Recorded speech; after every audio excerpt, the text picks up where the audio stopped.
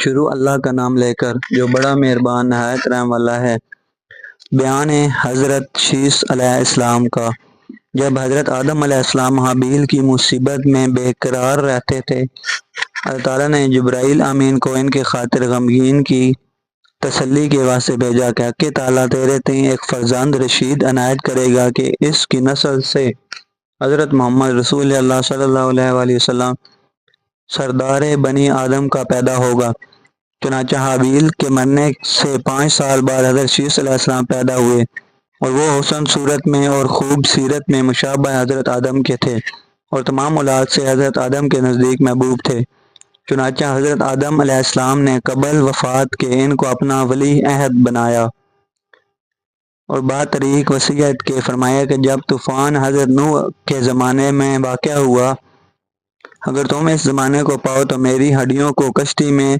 رکھوائیو جو غرق ہونے سے محفوظ رہیں۔ یہ اپنی اولاد کو وصیت کرتا کہ اس طرح سے عمل میں لاویں، اور حضرت شیث علیہ السلام اکثر اوقات حضرت آدم علیہ السلام کی زبان سے احوال بہشت لذت کے ساتھ سنتے تھے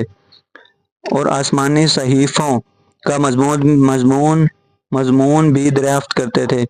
اسی واسطے حضرت آدم علیہ السلام کے تجرد خلق سے اور انس حق سے خلیفہ کیا تھا، اور لوگوں سے تنہا ہو کر دنیا کی لذتیں چھوڑ کر اکثر اوقات اور وظائف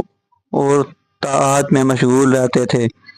اور نفس کی ریاضت اور تہذیب و اخلاق ہمیشہ ان کے مد نظر رہتا تھا۔ اور حضرت شیث کے زمانے میں بنی آدم علیہ السلام 2 قسم کے تھے، بعض اتباعت حضرت شیث کی کرتے تھے اور بعض قابیل کی اولاد کی تابعداری میں مشغول تھے، اور حضرت شیث علیہ السلام کی نصیحت سے بعض تو راہ راست پر آئے اور بعض بدستور نافرمانی پر قائم رہے۔ جب 912 برس ان کی عمر کے گزرے تو روح جسم مبارک سے پرواز کر کے عرش معلیٰ کو پہنچی،